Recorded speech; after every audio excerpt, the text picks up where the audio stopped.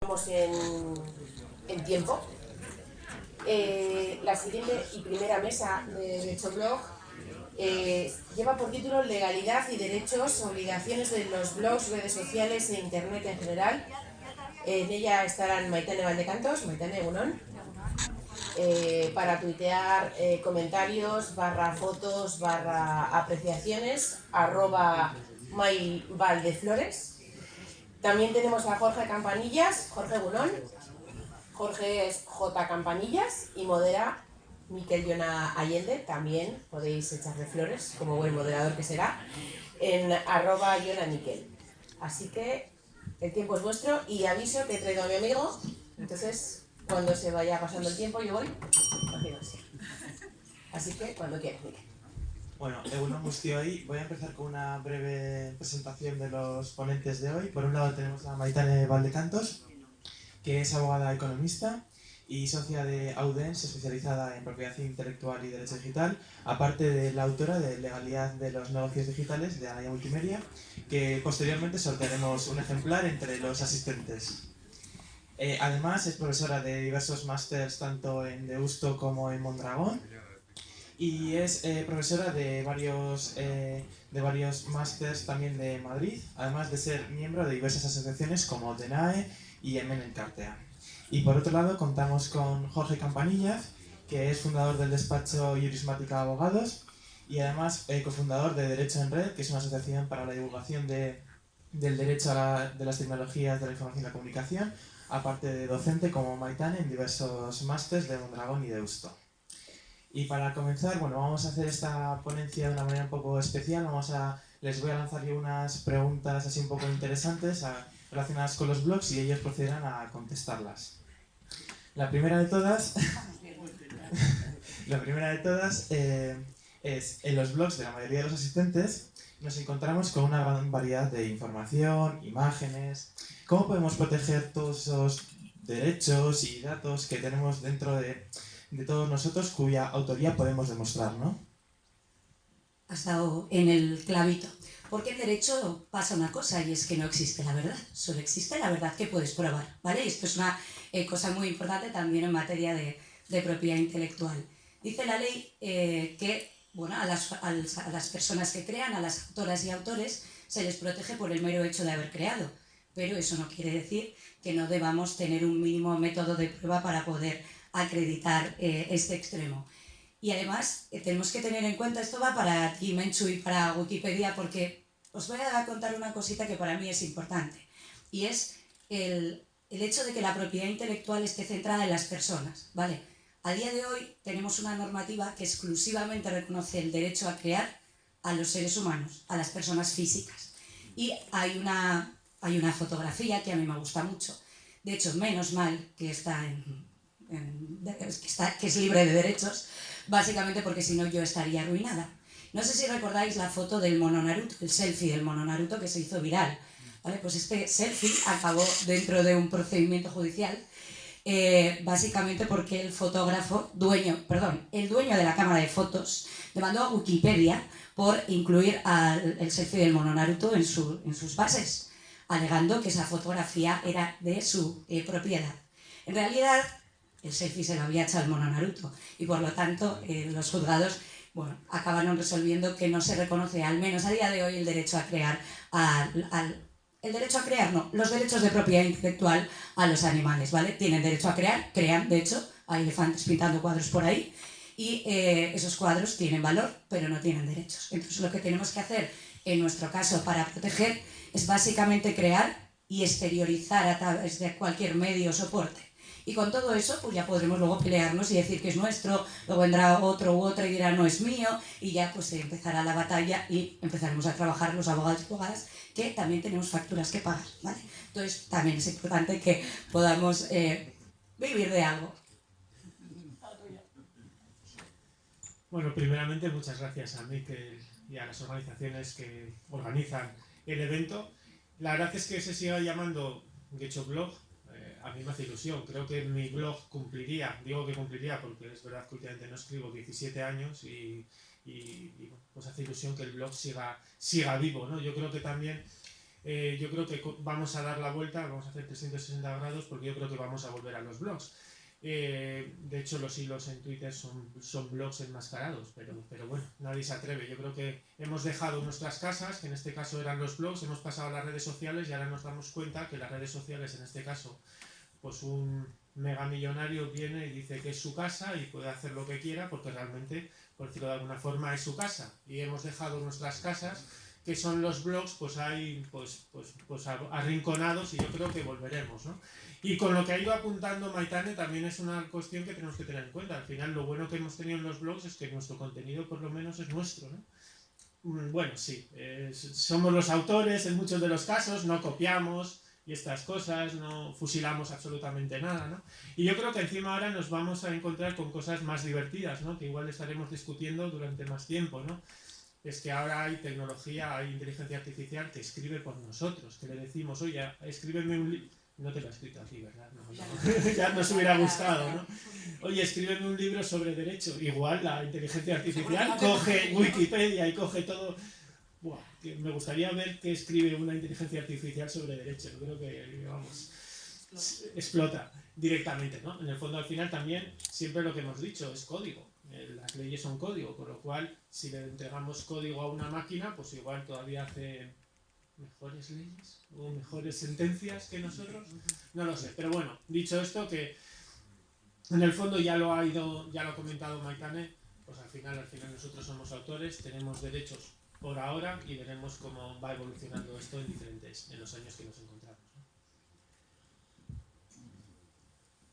Bueno, por continuar con la siguiente pregunta, ahora vamos a lanzar una pregunta que tiene que ver mucho con los bloggers que estáis aquí, que muchas veces con el objetivo de mantener seguidores, pues creamos newsletters, ¿verdad? Y donde solicitamos a nuestros lectores pues información personal y de contacto para hacérsela llegar.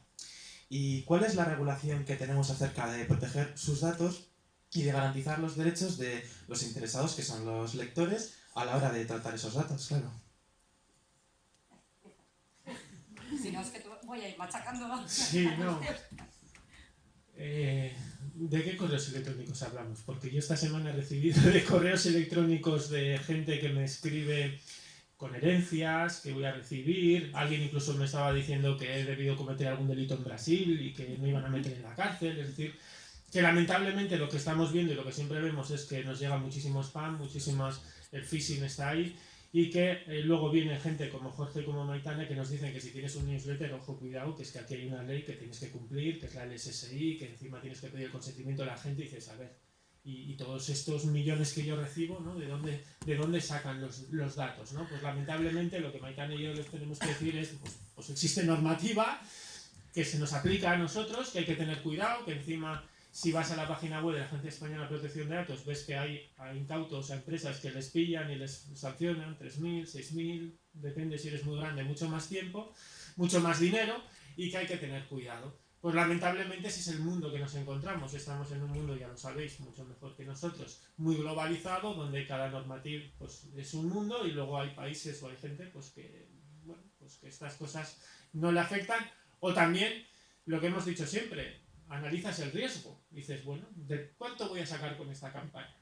Pues igual me merece la pena arriesgarme por la sanción que me puede caer. Y sabiendo que igual estoy en otro país, o soy de otro país, que la normativa europea pues no me afecta, pues realmente no tengo ningún problema. Y esto es una de las, lamentablemente, los problemas que nos encontramos. Como le digo yo a esa empresa, que tiene que cumplir con estas cosas cuando estamos luchando en un mundo globalizado donde no hay muchos escrúpulos para la utilización de esos datos, como es el simple correo electrónico. Y ojito, no se os ocurra eso de ir scrapear por internet, coger correos electrónicos, porque ya sabemos que si encima luego envías ese tipo de comunicación, pues vas a tener un problema. ¿Todo el mundo lo hace?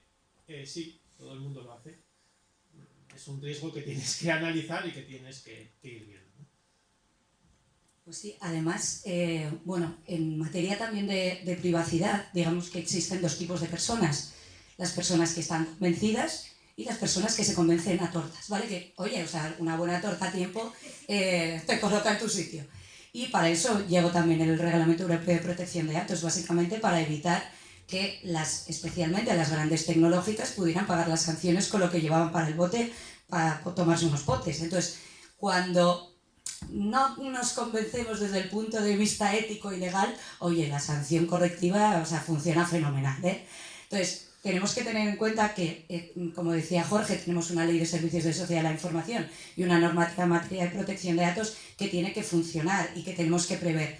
Pero la tenemos que además cumplir no solo desde el punto de vista de los textos legales y de meter el aviso en la newsletter, de puedes darte de baja aquí. A mí me encanta cuando te das de baja, te dicen, te has dado correctamente de baja y al día siguiente otra vez. A ver, o sea, esto es como, no sé, si le dices a Hacienda que cumples o yo rigurosamente pago todos mis impuestos y no has declarado nada en tu vida, pues está bonito, pero el papel lo soporta todo. La realidad es que hay que cumplir, ¿vale? Hay que respetar los derechos de las personas. Es muy importante el respeto a los derechos fundamentales. Ya está. Bueno, por continuar con la siguiente pregunta y teniendo en cuenta que hoy en día hay un mogollón de influencers tanto de mi edad como más adultos que están creando mini blogs en redes sociales como pueden ser Instagram o Twitter o Facebook para promocionar productos y ganarse la vida de manera legítima. Claro, de alguna manera habrá que proteger tanto a los propietarios intelectuales industriales de los productos como a los consumidores. Y ahí es donde entráis vosotros, los abogados. Entonces, ¿cómo podéis gestionar esa mediación entre el consumidor y el propietario para que no se haga un uso ilegítimo en las redes sociales por parte de los influencers de sus datos? Vale, bueno, este ha sido un problema de hace unos cuantos años, porque básicamente lo que sucedía con los influencers es que no sabíamos cuándo estaban haciendo publicidad, cuándo estaban haciendo campañas promocionales y cuándo el comentario era libre. Quiero decir, yo soy libre de subir en mis redes sociales y decir, oye, me encanta GetSoblog, oye, este producto me ha encantado, qué bien funciona este dispositivo, sin necesidad de cobrar, libre, ¿vale? Porque además esa libertad cuando la ejercemos es realmente la que es capaz de convencer a los usuarios y a las usuarias. ¿Por qué? Porque lo que funciona es TripAdvisor, porque usuarios y usuarias del mundo dicen, oye, este restaurante funciona bien o funciona mal, etc. Porque entre pares nos convencemos de otra manera cuando sabemos que hay un mensaje publicitario detrás. ¿Qué pasaba? Que había mensajes publicitarios que no se identificaban y que además tampoco podías saber si estabas ante un mensaje publicitario.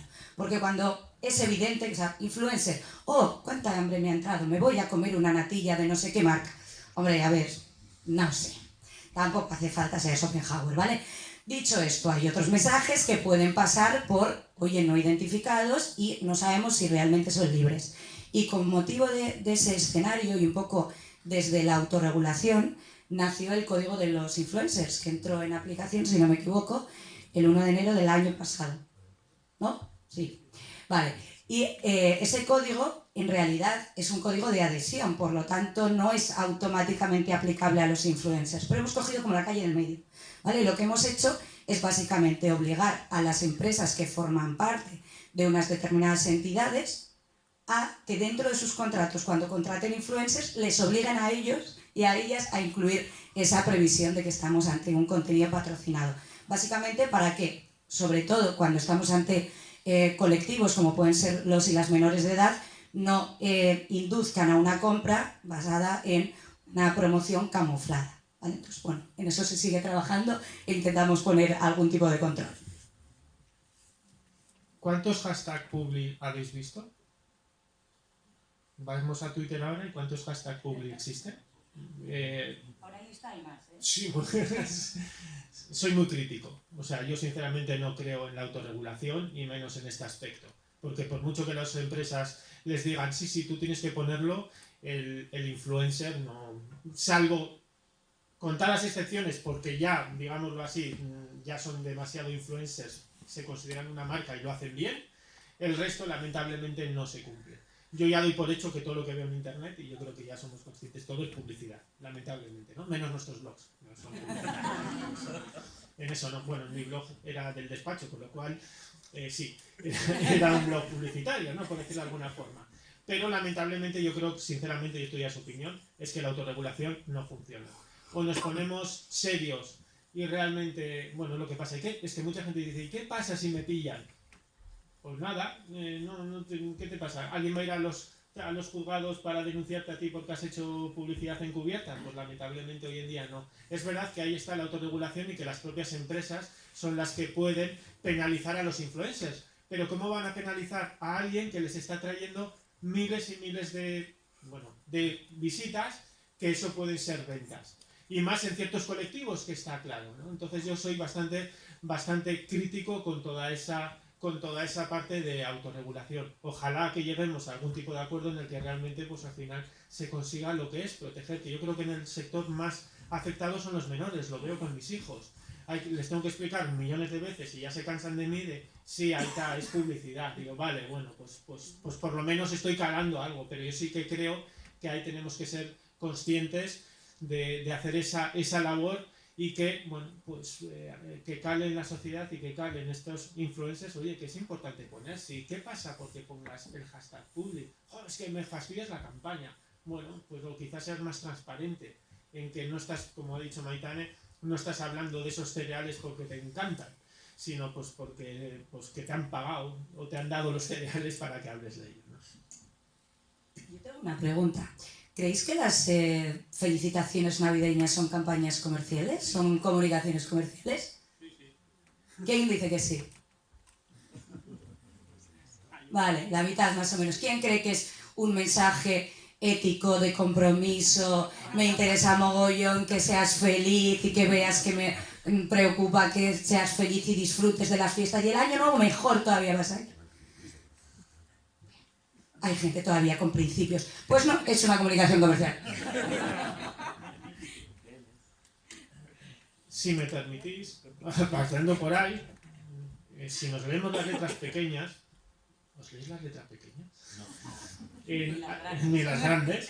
Yo tampoco, o sea, no me leo todas, pero es cierto que me acuerdo que cuando salió esto del Reglamento General de Protección de Datos, sí que nos pusimos a leer las letras, porque nos venía de la letra pequeña de las políticas de privacidad de los...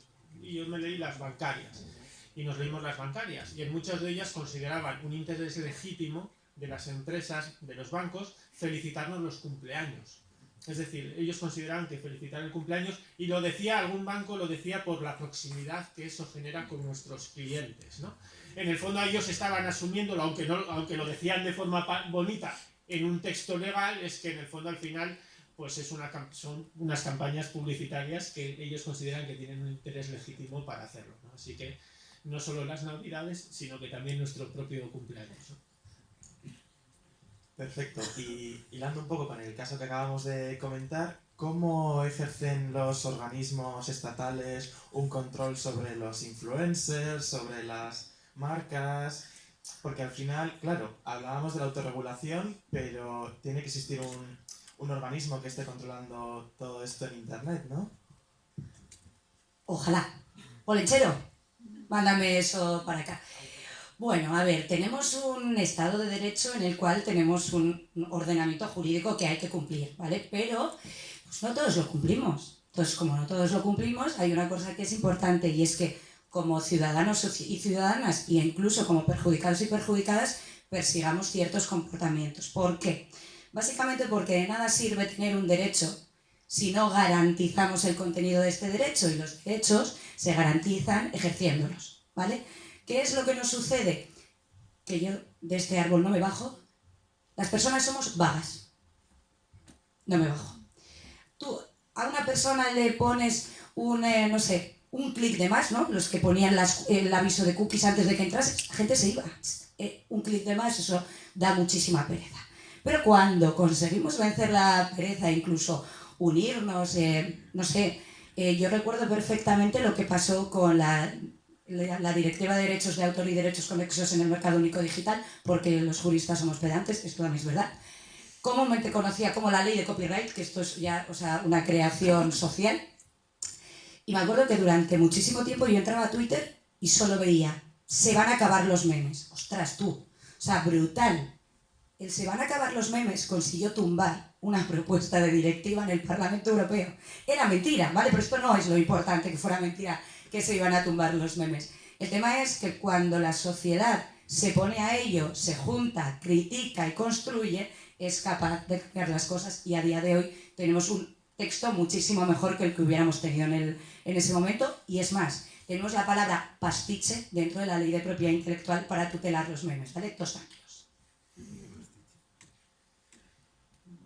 Yo reitero lo que he dicho antes, no creo, bueno, hay instituciones, autocontrol, pero es la propia industria autorregulándose, con lo cual en el fondo al final pues queda un poco ahí, sí, es un deseo hacerlo, éticamente pues está muy bien, pero no considero. Claro, también cuando se me habla de, o se habla de generar una agencia, ya también me pongo nervioso de las agencias administrativas, ¿no? Porque al final también, bueno, tienen sus propias regulaciones, con lo cual al final volvemos a lo que ha dicho antes Maitane, al final también nos volvemos cómodos, no hay un problema real, la sociedad lo que queremos es al final, yo es que también empiezo a ser muy crítico, ¿no? Con tema tecnológico, si lo que queremos es comodidad, joder, si me estás diciendo que esto está guay, pues no me voy a preocupar en mostrar, en decidir si está bien, pues lo compro y si es en un clic, muchísimo mejor, entonces al final llegamos a que entre todos, pues si estamos contentos, estamos a gusto con este sistema, pues no creo que se generen más. Reitero, yo creo que tendría que ir más pues esa parte de la sociedad de ser un poco más, oye,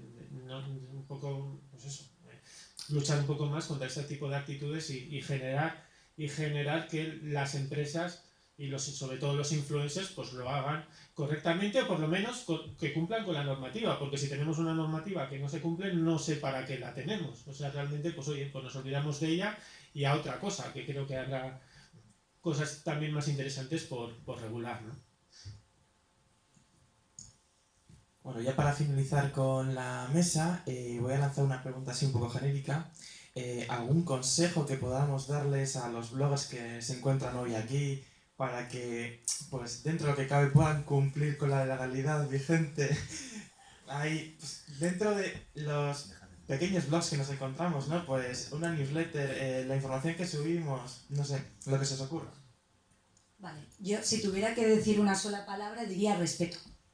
Porque si respetamos los derechos propios y ajenos, casi todo va a estar bien hecho. Es decir, si respetamos que haya gente creando contenido y que tenga derecho a vivir de crear, porque yo soy una firme defensora de las licencias abiertas, del conocimiento libre, pero también tenemos que permitir a las personas talentosas que vivan, que coman, que paguen hipotecas, porque si no pasaremos por perder el alimento del cerebro, que es el conocimiento y la cultura. Por lo tanto, si respetamos los derechos ajenos, tanto en materia de propiedad intelectual como en la utilización de la información, si nosotros mismos nos planteamos qué nos gustaría que hicieran con nuestros datos personales, probablemente hagamos las cosas bien. Y en la mitad del derecho habitualmente suele funcionar bastante bien la lógica. O sea, si tú aterrizas y dices, oye, ¿esto cómo estaría bien hecho? Pues seguramente lleguéis a una conclusión válida que os permita decirle a la gente y mandarle un mensaje de respeto real. Estoy contigo, ¿no? De acuerdo, muy de acuerdo con el tema de respeto y de no pisar el pie a nadie. Mientras no pises el pie a nadie, muy bien. El tema de, lo siento Maitane, pero licencias libres no significan gratuidad. Que eso es lo que a veces llega siempre a la discusión, ¿no? De que porque sean licencias libres no significa que en el fondo al final no tengan un ámbito también comercial. Y volvemos al mismo tema. Te pregunto por Bitcoin, por la camiseta. ¿Qué licencia tiene Bitcoin? ¿Alguien os ha preguntado qué licencia tiene blockchain? ¿La sabéis? ¿Os habéis preocupado? GPL, es una licencia libre. Es decir, bueno, licencia libre. En el caso, o sea, el Bitcoin nació con una GPL, si no me equivoco. ¿Sí? Bueno, licencia. Derivaciones comerciales, pero sí, pero en el fondo al final es una licencia libre, o sea que realmente luego también gracias a todo ello pues ha habido sí o no ha habido esa explotación de todo el tema de blockchain o todo el tema de el tema de las criptomonedas, pero como eso también muchos de los blogs que tenéis, ¿en qué plataformas están? Están en plataformas que tienen licencias libres, Wikimedia, ¿dónde estáis? ¿Qué licencia tienen? Licencia libre, ¿no? O sea que también hay, oye, pues hay ese tipo de contenidos, está bien que hay que ser respetuoso y ya que sea licencia libre no significa que le fusiles y que ni siquiera le cites, sino que, oye, que hay gente que trabaja absolutamente de ello y pues reitero lo mismo, ser respetuoso y no pisar el pie absolutamente a nadie. Una pregunta, ahora que blockchain has comentado, Jorge, y que está en boga, bueno, somos muchos los que creemos que cambia totalmente la asunto, ¿no? Y como has mencionado también Twitter, bueno, pues hasta ahora ha habido una serie de personas, ahora mismo estaba consultando de que han sido, les han quitado, ni siquiera por poner insultos, o sea, ha habido una censura tremenda en Twitter hasta ahora.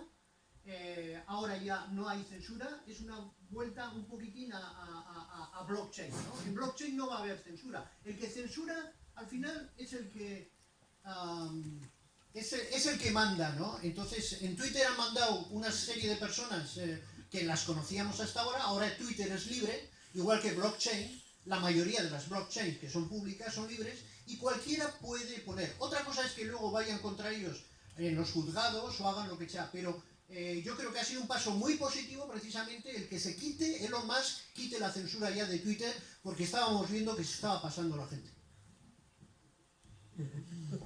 No sé, por partes. A ver, por partes. Blockchain para mí es una tecnología que vaya a revolucionar o no, revolucionará ciertos servicios o no. En el fondo al final no deja de ser una base de datos distribuida en el que, bueno, pues para la propiedad intelectual puede ayudar o no puede, o puede no ayudar. Bueno, es una red social, puede ser una base de datos distribuida y también puede generar tanto censura como no, es decir, dependiendo de cómo se utilice la tecnología. O sea, la tecnología para mí es neutra, puede ser buena o mala.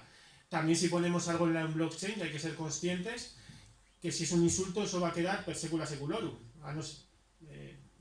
Se podrá borrar en su caso si desaparece esa blockchain porque nadie lo usa, porque no hay nodos, ¿no? Y luego, a ver, eso de, bueno, si ha habido censura o no, pues es, como he dicho, es la casa de alguien. Ellos han decidido qué condiciones se ponía en Twitter, se han cumplido más o menos las condiciones que se han puesto ahí, y ahora Elon Musk pues parte de otra. A mí, por ejemplo, me viene bien porque hay gente que les habían cerrado unas cuentas que les seguía y que van a volver, me interesa, pero es cierto que hay otros contenidos pues que no me van a interesar. Es la casa de alguien y él ha decidido. Por eso reitero lo que he dicho al principio, que vivan los blogs, que en el fondo al final es nuestra casa y podemos decir y podemos permitir cosas que queramos o no queramos. Vale, sí. Para mí, o sea, el hecho del pensamiento de todo se puede hacer, me da lo mismo en la blockchain o en una red social, obedece a una malentendida libertad, es mi opinión. Porque evidentemente lesionar los derechos del resto de personas no es derecho de nadie.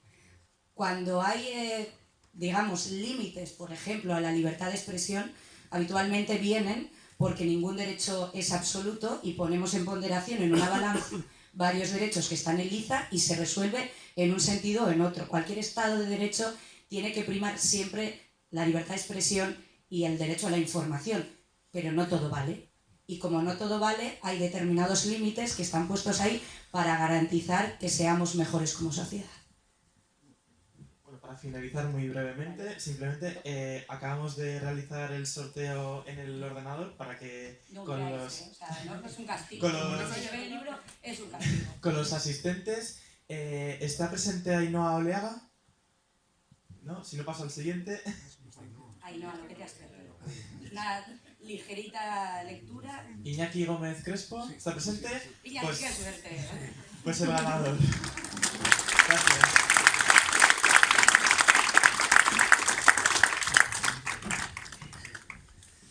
Se ha sorteado el libro de Maitane Valdecantos. Habéis visto la maravilla que es escuchar, la delicia de... Podríamos oír mucho tiempo, y también que entre el público hay gente con la que establecer un debate, ¿no? Han intervenido Javier Ortega y Gorka Palacios, que por un año no tiene ponencia, y más de uno me han dicho, oye, pero ¿qué pasa? ¿Dónde estás? ¿Se os ha olvidado? ¿Dónde queda? Pero es que todas y todos tenemos mucho que aportar. Muchas gracias. Miquel, cuando comenzamos esto, era un niño de 5 años y tenemos muchas fotos que a veces tenemos que evitar poner las de menor de edad, por el tema de derechos también, de protección de la infancia. Muy bien, ahora tenemos que ser puntuales. Creo que tenemos hasta las 11:40, pero bueno, vamos a dar hasta las 12. No, eso es mucho, ¿no?